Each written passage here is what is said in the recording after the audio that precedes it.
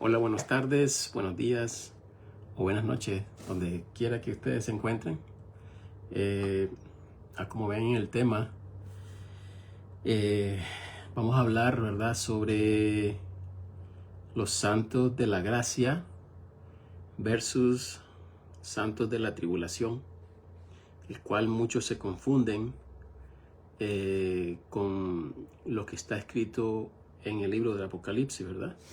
Que la mayoría de las personas creen que perseverando uno va a llegar a la salvación, el cual esto es un error de doctrina y también es lamentablemente para los que muchos hablan de esto, tal vez el que enseña lo puede hacer de buena manera, pero lamentablemente es un error de que se compara la iglesia con las personas que van a ser decapitadas en la tribulación. Primeramente, leamos qué dice 2 de Timoteo, capítulo 2, versículo 15.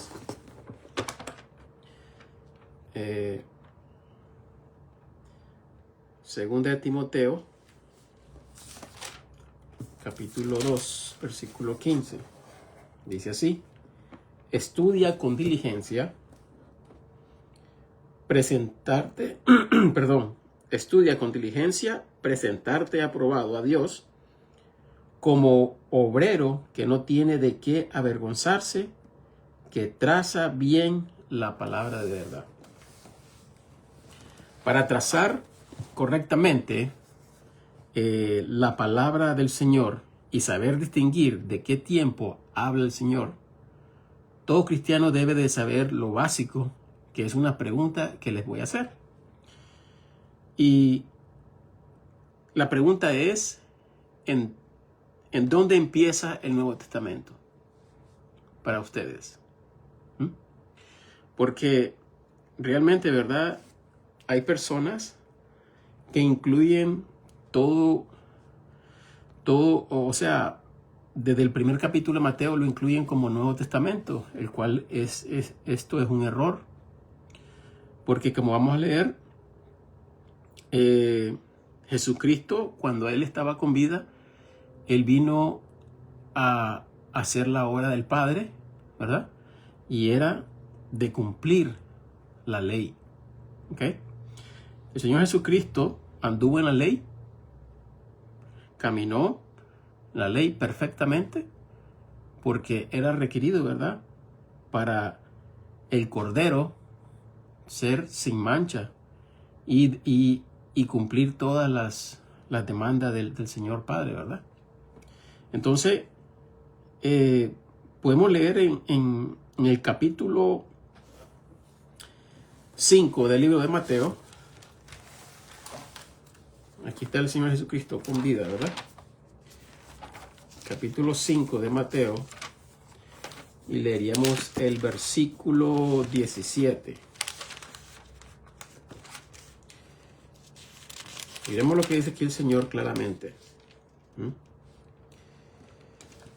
Dice así, versículo 17. Mateo capítulo 5, versículo 17. Dice: no penséis que yo he venido para destruir la ley o a los profetas.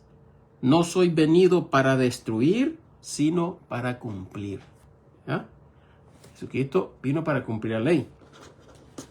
No existió ningún hombre. Todos fallaron. Hasta el más cercano a Dios, que fue Moisés. Falló. El hombre más sabio de todo el mundo, claro, después del Señor, Salomón, falló. ¿Ok? Entonces imagínense, ¿verdad? El hombre más sabio de todo el mundo no cumplió con los mandamientos del Señor, los preceptos, la ley del Señor. Entonces era necesario que el Señor Jesucristo, el mismo Dios encarnado, ¿verdad?, manifestado en la carne, como hombre, era necesario que viniera, ¿verdad?, a cumplir la ley del Señor. Entonces, como dijimos, el Nuevo Testamento empieza cuando nuestro Señor y Dios Jesucristo murió en la cruz. Leamos la palabra que dice, las palabras que dijo el Señor Jesucristo en Juan 19. Juan capítulo 19 está en el versículo 30.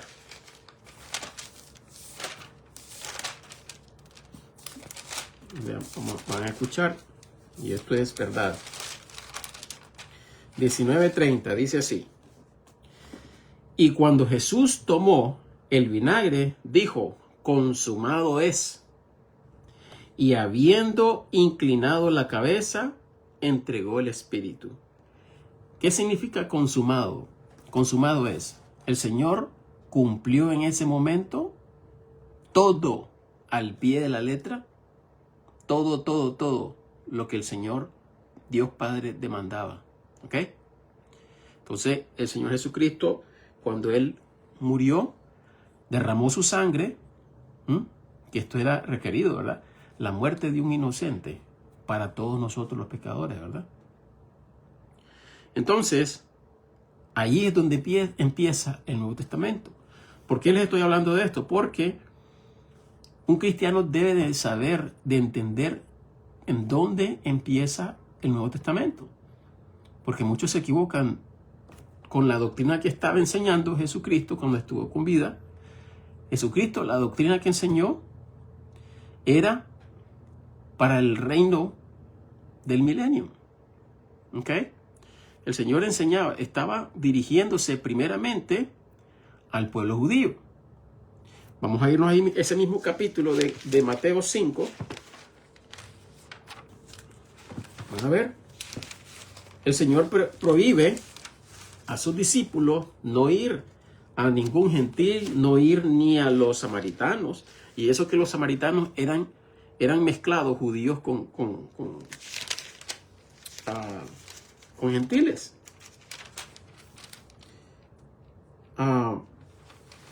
Perdón, no es el 5, me disculpan. Yo creo que va a estar en el 7.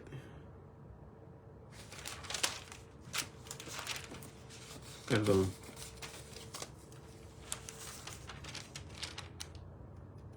Aquí está, en el capítulo 10, me disculpan. Mateo capítulo 10, versículo 1 en adelante.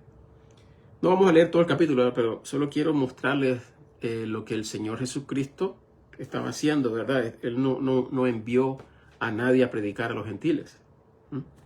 Y llamando así sus 12 discípulos, les dio potestad contra los espíritus inmundos para que los echasen fuera y sanasen toda enfermedad y toda dolencia.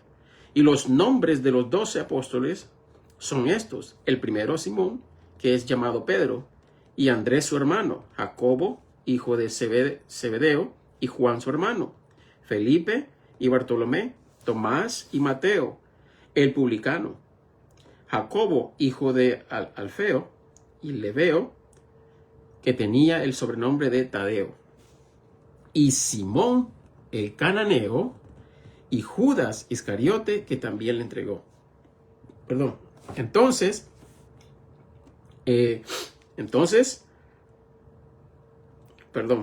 estos 12 envió Jesús, a los cuales dio mandamiento, diciendo: por el camino de los gentiles no iréis, y en ciudad de samaritanos no entréis, mas id antes a las ovejas perdidas de la casa de Israel.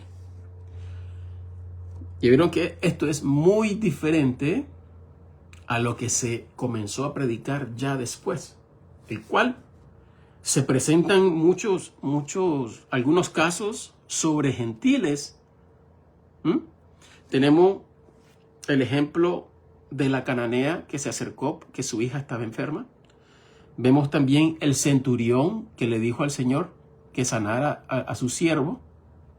El centurión era romano, no era judío, era gentil. También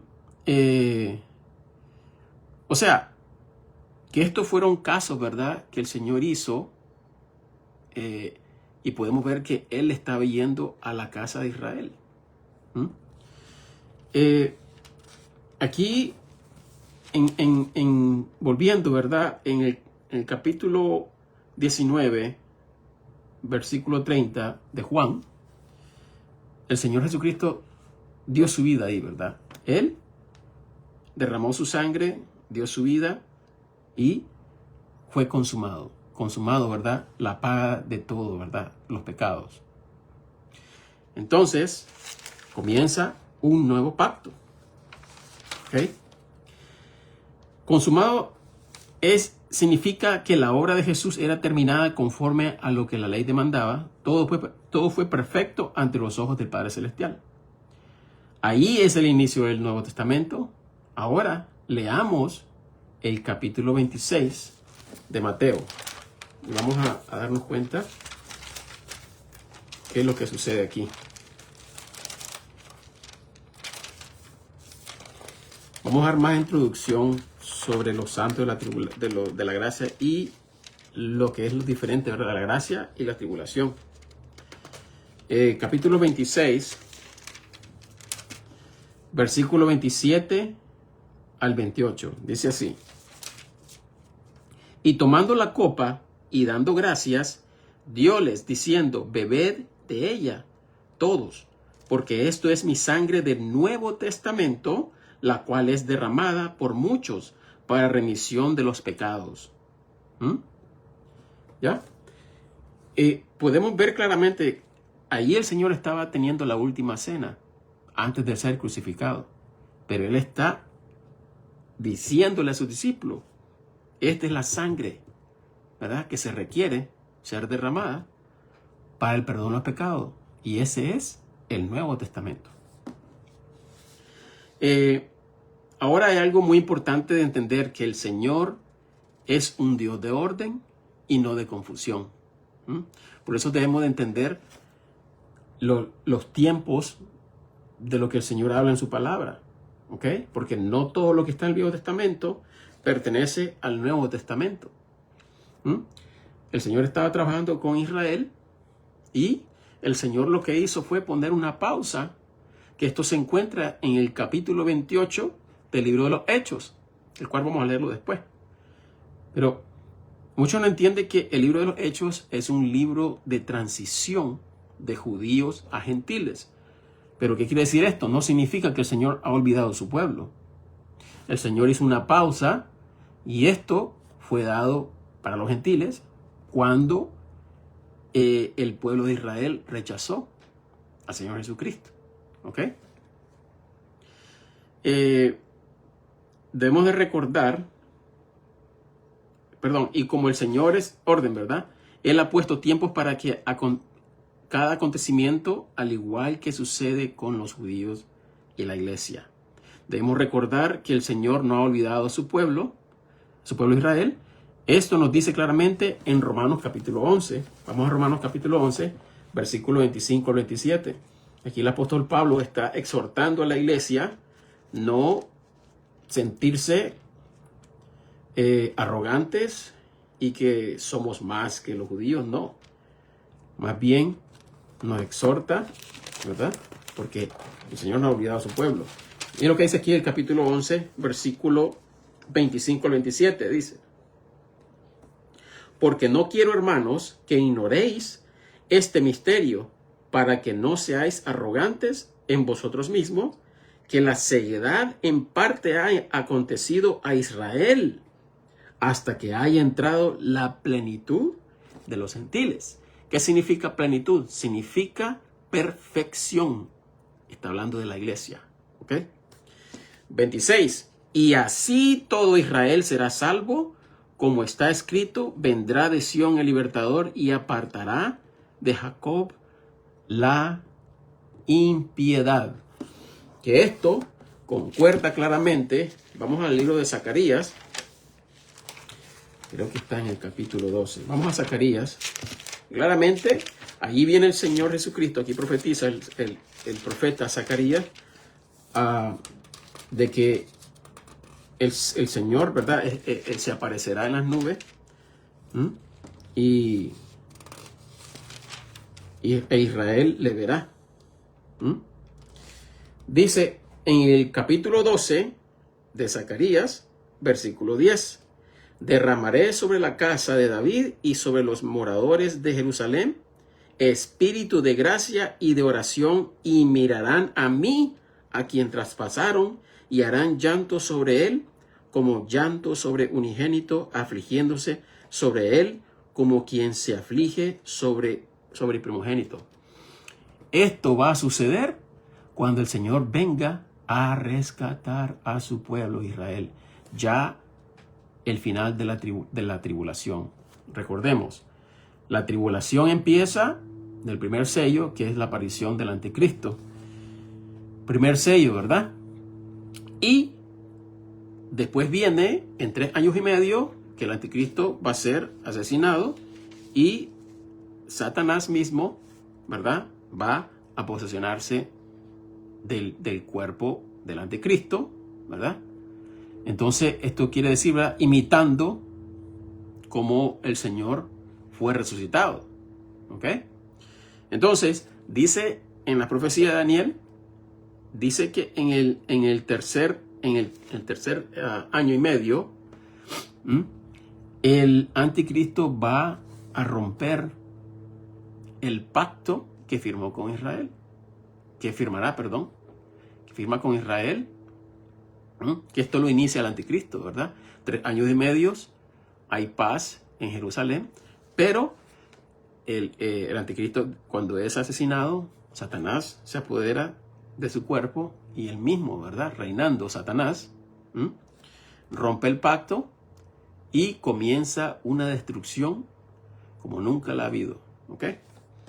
Entonces, al final viene el Señor, al final de la gran tribulación. Entonces hay tribulación y gran tribulación.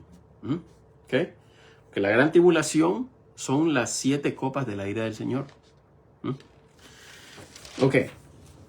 Ahora, después de leer este capítulo, ¿verdad?, de Romanos 11, 25, 27, claramente Pablo dice que el Señor no ha olvidado a su pueblo. Podemos ver claramente una pausa puesta por el Señor. ¿Dónde empezó esto? Pues esto lo encontramos en el libro de los Hechos, capítulo 28. Vámonos al libro de los Hechos, capítulo 28. Y podemos leerlo desde el 16 hasta el 31. Y pongamos atención, porque aquí claramente el Señor nos dice lo que dice el apóstol Pablo a los judíos por rechazar. Porque el Señor fue rechazado aún en vida, antes que fuera crucificado, y también fue rechazado después de haber resucitado. El primer mártir, ¿verdad?, fue Esteban, que fue apedreado, ¿verdad? Él fue a predicar a los fariseos, a los ancianos, y fue rechazado. ¿Okay? Todos los apóstoles entraban a las sinagogas. Pablo también lo hizo. Pero aquí ya vamos a ver en el capítulo 28, ya el apóstol Pablo ya está casi por ser ejecutado. ¿Ok? Ya él ya está preso. Aquí claramente 2 años de estar preso, y él, ¿verdad?, claro, es ejecutado en este capítulo. Claro que no lo menciona, pero esos fueron sus últimos días. Pero bueno, leamos en el versículo 16 del capítulo 28 de Hechos en adelante. Dice: y cuando llegamos a Roma, el centurión entregó los presos al prefecto de la guardia, mas a Pablo fue permitido de estar por sí con un soldado que le guardase. Y aconteció que 3 días después, Pablo convocó los principales de los judíos, una vez más, ¿verdad?, a los cuales, cuando estuvieron juntos, les dijo: varones y hermanos, aunque yo nada he hecho contra el pueblo, ni contra las costumbres de nuestros padres fui entregado preso desde Jerusalén en manos de los romanos, los cuales, habiéndome examinado, me querían soltar por no haber en mí ninguna causa de muerte. Vieron su inocencia los romanos, ¿verdad?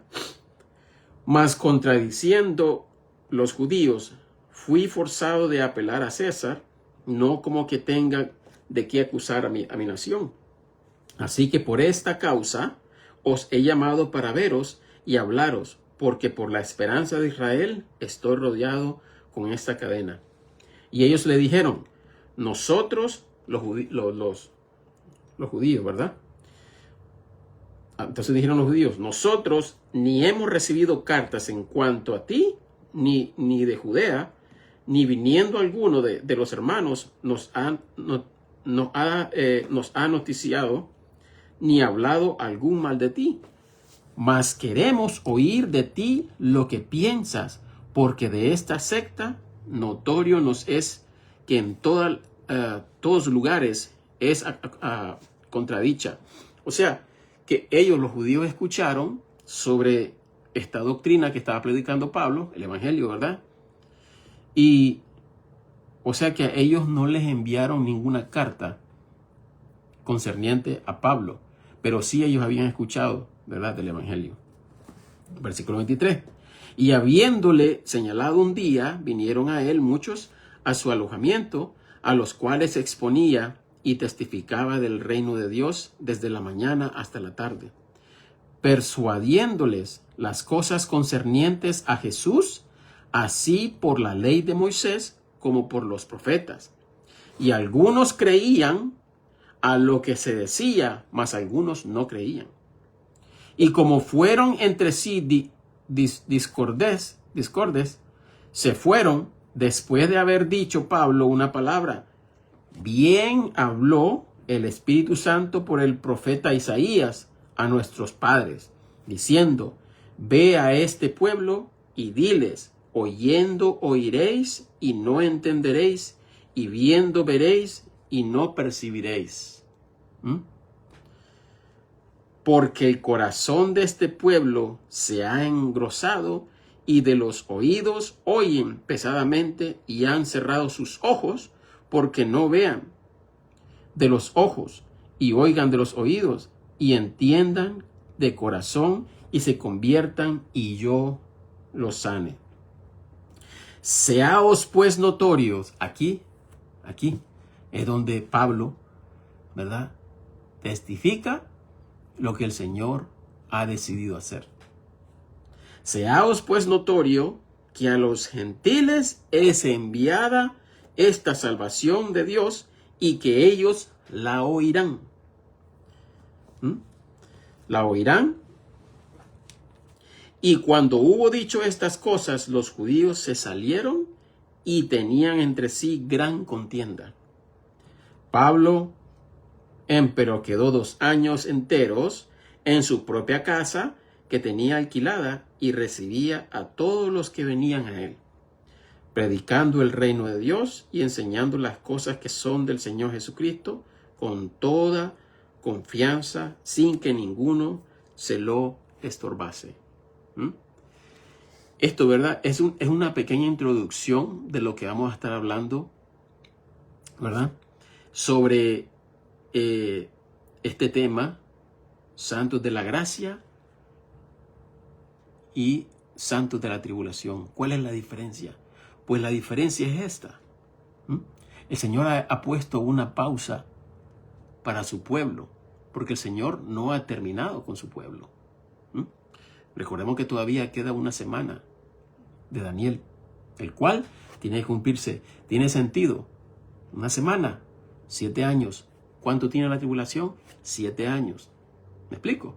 Entonces, el Señor, como les dije, el Señor es un Dios de orden. Ahora, si ustedes pueden ver en el libro de Apocalipsis,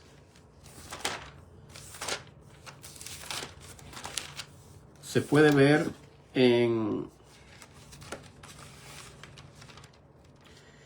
el capítulo 4,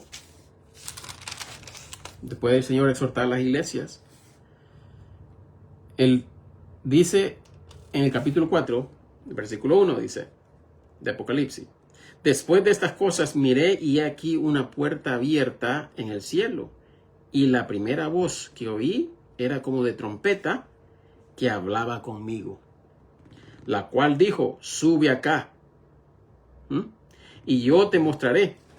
¿Qué dice la palabra del Señor? Aquí es donde muchos se confunden. Que con voz de trompeta y voz de arcángel a la última trompeta. Muchos piensan que es hasta la última trompeta, ¿verdad? Que esto se encuentra. Claro, ustedes saben, los sellos, las trompetas y las copas de la ira del Señor. Muchos creen que hasta la sexta trompeta, pero aquí mismo está diciendo. Aquí, después del capítulo 3, al exhortar el Señor sobre las iglesias, ¿verdad? Dice el versículo, los dos últimos versículos del capítulo 3. Escuchemos. Dice: al que venciere, yo le daré que se asiente conmigo en mi trono, así como yo también vencí y me asenté con mi Padre en su trono. El que tiene oído, oiga lo que el Espíritu dice a las iglesias. Y al instante comienza el capítulo 4. Después de estas cosas, el cual es el rapto. ¿Por qué? Escucha lo que dijo el apóstol Pablo sobre las trompetas. La voz con voz de mando, ¿verdad? Y voz de trompeta. ¿Qué es lo que está diciendo aquí? Dice: después de estas cosas, el versículo 1, miré y he aquí una puerta abierta en el cielo, y la primera voz que oí era como de trompeta que hablaba conmigo, la cual dijo: sube acá y yo te mostraré las cosas que deben suceder después de estas. E inmediatamente yo fui en el espíritu, y he aquí un trono estaba puesto en el cielo, y sobre el trono estaba uno sentado, y el que estaba sentado era al parecer semejante a una piedra de jaspe y de sardonia, y el arco del cielo estaba alrededor del trono, semejante en el aspecto a la esmeralda, y alrededor del trono había 24 sillas, y vi sobre las sillas 24 ancianos sentados, vestidos de ropas blancas, y tenían sobre sus cabezas coronas de oro.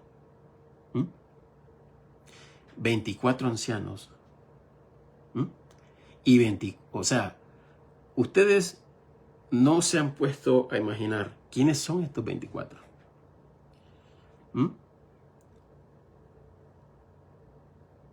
Como tengo entendido, hay 12 apóstoles y 12 tribus de Israel, ¿verdad?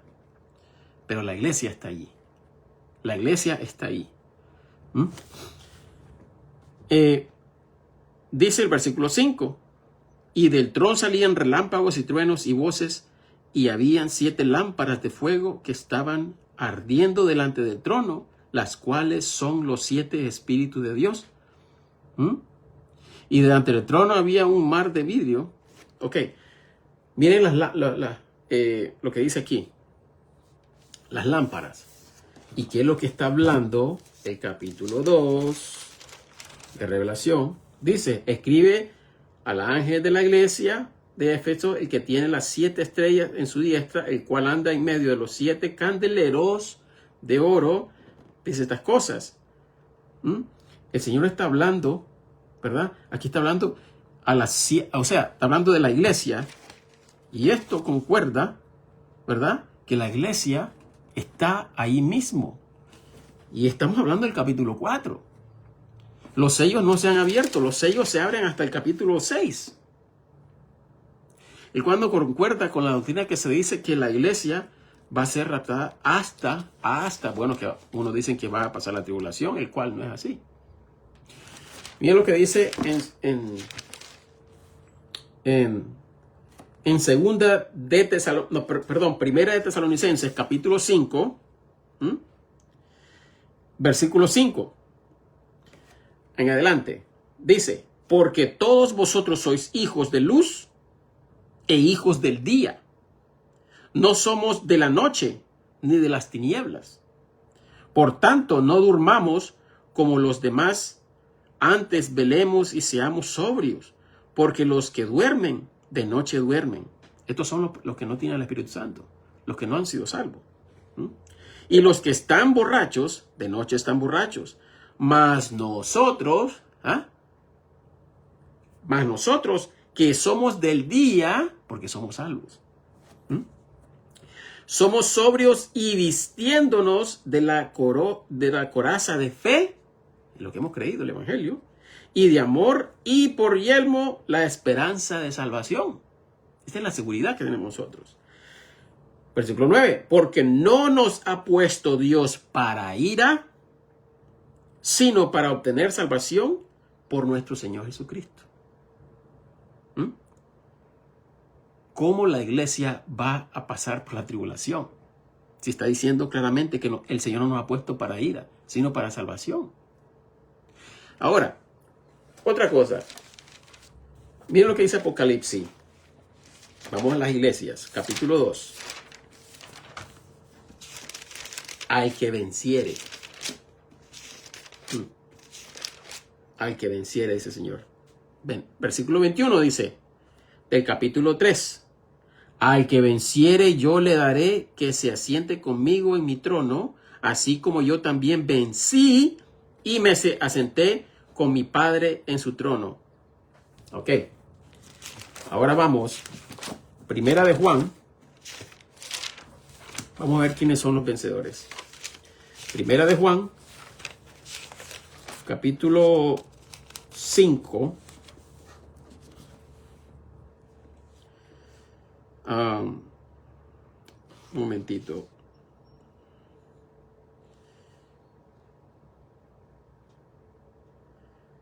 Vamos a leer el capítulo 5, versículo 1.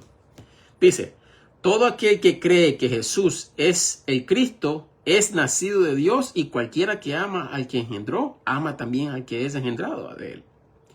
En esto conocemos que amamos a los hijos de Dios, cuando amamos a Dios y guardamos sus mandamientos, porque este es el amor de Dios, que guardamos sus mandamientos, y sus mandamientos no son graves, porque todo aquel que es nacido de Dios, ¿qué dice? Vence al mundo. Disculpe por la bulla. Porque todo aquello que es nacido de Dios, vence al mundo. Y esta es la victoria que vence al mundo, nuestra fe. Ahora, por eso les digo, muchos se confunden, disculpen por el ruido, muchos se confunden esto, lo que está escrito aquí, con lo que está escrito en Revelaciones. Porque esto no está dado a la iglesia. ¿Quiénes son los que van a tener que vencer hasta el fin? Bueno, todos los que no aceptaron el Evangelio. Porque todos los que hemos aceptado el Evangelio, nos vamos.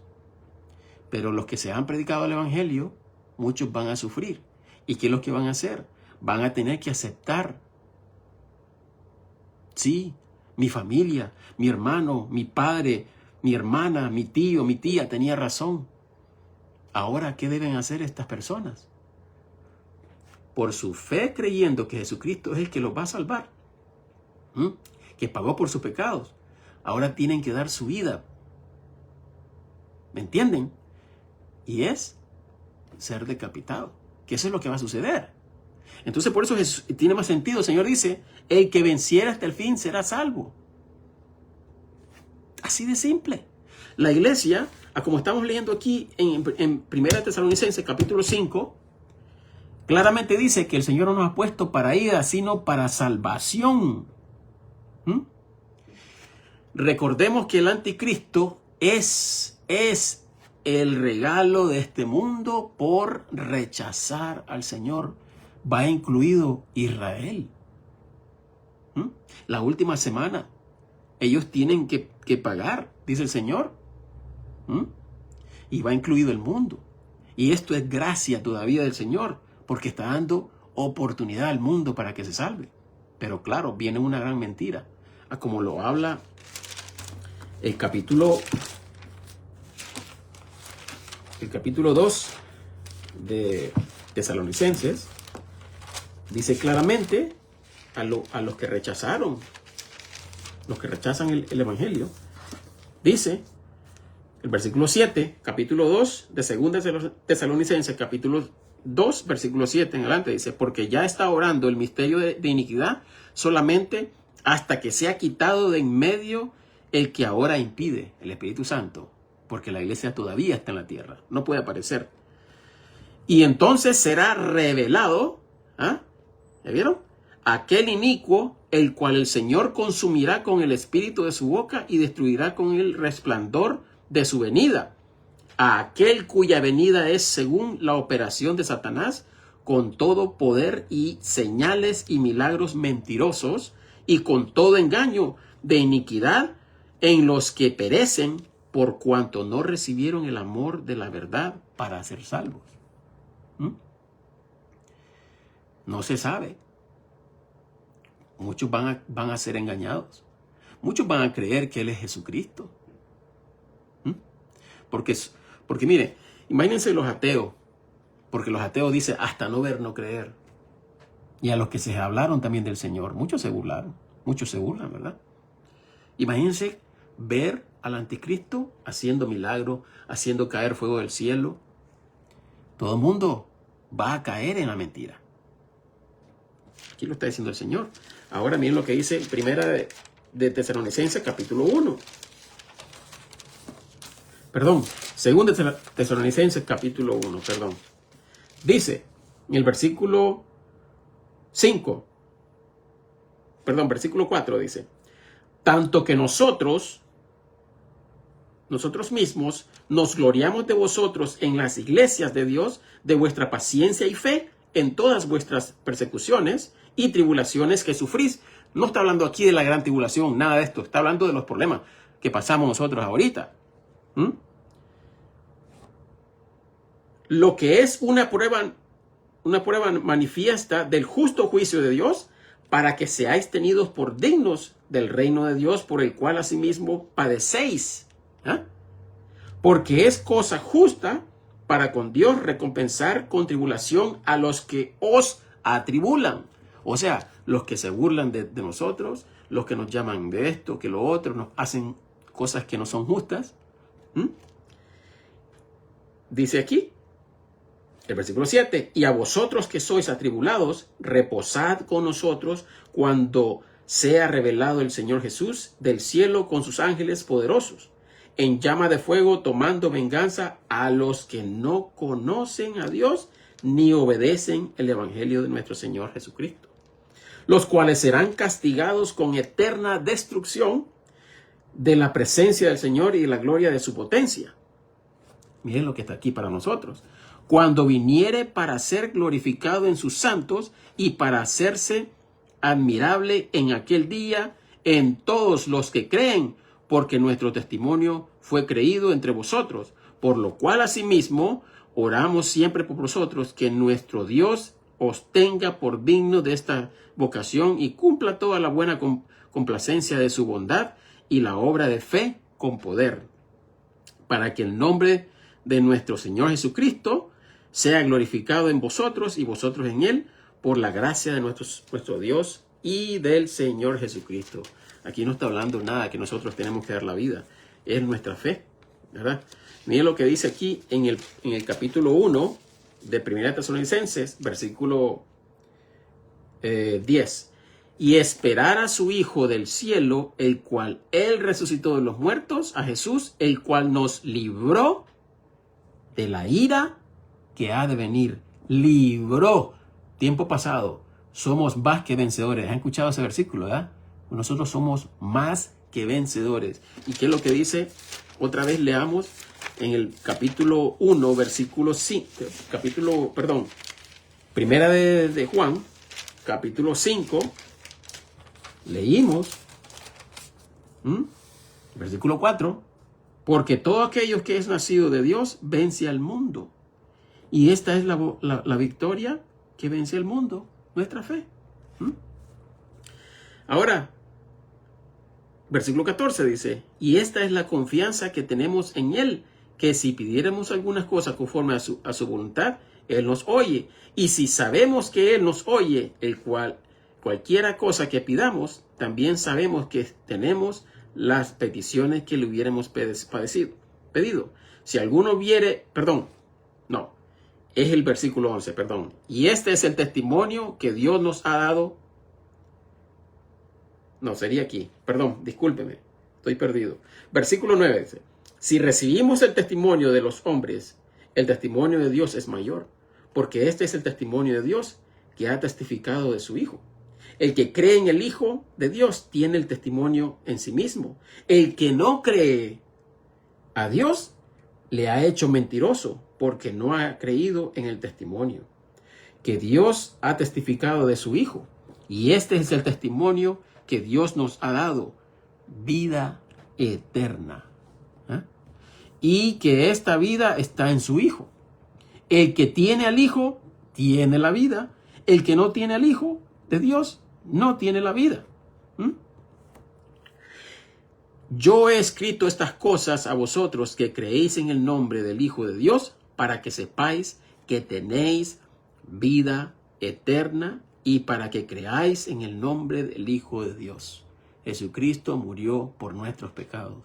Yo creo absolutamente como lo dice el Señor, sin necesidad de que yo haga algo. Es solo la obra de Cristo. Yo no tengo que agregar nada a la obra de Cristo. Es creer solamente que Él lo hizo todo. Imagínense. El Evangelio es tan simple, pero nosotros lo hacemos, nos ahogamos en un vaso de agua. Es que yo tengo que hacer esto.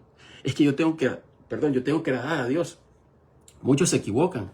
Es que tengo que dejar el alcohol para ser cristiano. Tengo que dejar de ver pornografía para ser cristiano. Tengo esto. El hombre viene al Señor creyendo el Evangelio. Y cuando uno cree el Evangelio, miren lo que dice el capítulo 1 de Efesios. Miren lo que dice, que esto es bello. Miren, el primer capítulo de Efesios. Dice,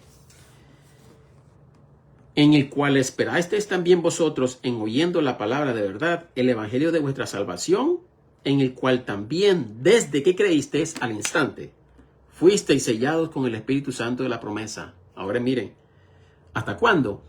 Dice 14, que es las arras de nuestra herencia. ¿Qué significa arras? Arra es algo que se hacía en la cultura judía, de que se da, es como un anillo a la novia. Y esto se nos da en la arra del Espíritu Santo, la garantía. David, creyó en el Evangelio, sellado con el Espíritu Santo. O sea, el Señor compró mi alma. ¿Me explico? Yo pertenezco al Señor. Y el Señor viene. Yo ya estoy comprado por medio de la sangre de Jesucristo, creyendo el Evangelio. Entonces, dice aquí que es las arras de nuestra herencia hasta la redención de la posesión comprada para alabanza de su gloria. Posesión comprada. Me gusta este sofá. Me gusta ese par de zapatos. No tengo cómo llevarlo. Yo pago, me voy, llevo mi recibo. Yo vengo a reclamar lo que ya pagué. Esto es lo que nos está diciendo el Señor. ¿Me explico? Entonces, nosotros tenemos esta garantía. Como dice Romanos capítulo 8. Miren lo que dice Romanos capítulo 8, versículo 1. Dice, así que ahora ninguna condenación hay para los que están en Cristo Jesús, los que no andan conforme a la carne, sino conforme al Espíritu. No está hablando de hacer obra, está hablando los que tienen el Espíritu Santo. Miren lo que dice el capítulo 5, versículo 1 de Romanos. Justificados pues por fe, tenemos paz para con Dios por nuestro Señor Jesucristo. Nosotros hemos sido reconciliados. Los que hemos aceptado el Evangelio hemos sido reconciliados para toda la eternidad con Dios. Podemos tener una comunión directa con Dios gracias a nuestro Señor Jesucristo. Todo esto bello que habla la palabra del Señor, ¿verdad? Miren lo que dice Efesios, ahí en ese mismo capítulo 1, que leímos sobre el Evangelio, ¿verdad? Cuando nosotros creemos, somos sellados. Dice el versículo 2, dice: gracias a vosotros y a paz de Dios, Padre nuestro y del Señor Jesucristo.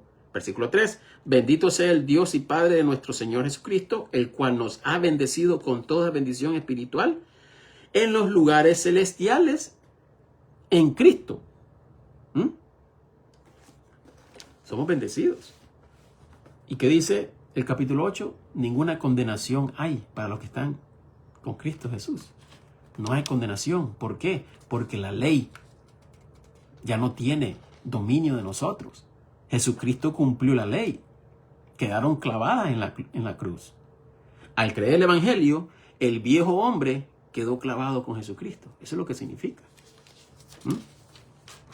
Bueno, esto es todo por hoy, pero vamos a continuar, ¿verdad? Porque esto es una introducción de lo que vamos a estar exponiendo. ¿Cuál es la diferencia de los santos de la gracia? Que esta es la gracia. Ya cuando la iglesia sea arrebatada, todo el que quede y dé su vida por creer que Jesucristo es el Señor, ese va a ser santo de la tribulación. ¿Me explico? Entonces vamos a estar dando versículos, ¿verdad? Y vamos a estar enseñando, ¿verdad? Poco a poco la gracia, ¿verdad? En lo que vivimos ahora y después ya empezando en la tribulación. Bueno, muchas gracias, ¿verdad? Por estar pendiente y les agradezco, ¿verdad? De que escuchen, por favor. Hay algo importante que quiero decirles. Cuando ustedes estén solos, en la intimidad, solos, pídanle al Señor de corazón. El Señor nunca, no importa quién seas o cómo seas, el Señor no hace excepción de persona. Al Señor lo que le gusta ver es un corazón contrito y humillado. Al Señor ama la humildad. ¿Sabías que aceptar el Evangelio de Salvación es un acto de humildad? Porque le estás dando a Él la gloria. Yo soy pecador.